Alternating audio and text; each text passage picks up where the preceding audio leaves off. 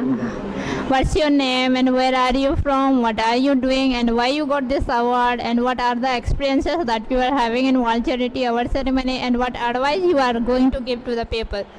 ఎల్లರಿಗೂ నమస్కార అందరికీ నమస్కారం నా పేరు రవిచంద్ర ఎస్సు నేను కర్ణాటక నుంచి వచ్చాము ನಾನು ಟೀಚಿಂಗ್ ಫೀಲ್ಡಲ್ಲಿ ಸುಮಾರು 15 ವರ್ಷ ಎಕ್ಸ್ಪೀರಿಯನ್ಸ್ ಇದೆ ನನಗೆ ಸೊ ಅದರ ಜೊತೆಗೆ ನಾನು ಎಲ್ಲೆಲ್ಲಿ ವರ್ಕ್ ಮಾಡಿದ್ದೀನೋ ಆ ಎಲ್ಲ ಸ್ಕೂಲ್ಸಲ್ಲೂ 100% ರಿಸಲ್ಟ್ ಕೊಡಿಸಿದ್ದೀನಿ ಜೊತೆಗೆ ನಮ್ಮ ಕನ್ನಡ ಭಾಷೆಯಲ್ಲಿ ಔಟ್ ಆಫ್ 125 ಅಂಕಗಳನ್ನು ಸುಮಾರು ವಿದ್ಯಾರ್ಥಿಗಳ ಹತ್ರ ನಾನು ತರುವಂಥ ಒಂದು ಪ್ರಯತ್ನವನ್ನು ಮಾಡಿ ಅದರಲ್ಲಿ ಯಶಸ್ಸನ್ನು ಕೂಡ ತಂದಿದ್ದೀನಿ.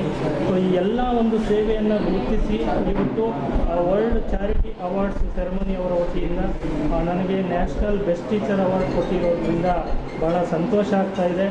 ಎಸ್ಪೆಷಲಿ ಇದಕ್ಕೆ ಕಾರಣಕರ್ತರು ನನಗೆ ಇಂಥವರನ್ನು ಗುರುತಿಸಿ ಒಂದು ಅವಾರ್ಡನ್ನು ಕೊಡಬೇಕು ಅಂತೇಳಿ ಭಾಳ ಸಪೋರ್ಟ್ ಮಾಡಿದ್ದು ಬಬಿತಾ ಮೇಡಮ್ ಅವರು. ನಿಮಗೂ ಕೂಡ ಥ್ಯಾಂಕ್ಸ್ ಹೇಳೋದಕ್ಕೆ ಇಷ್ಟಪಡ್ತೀನಿ. Thank you sir.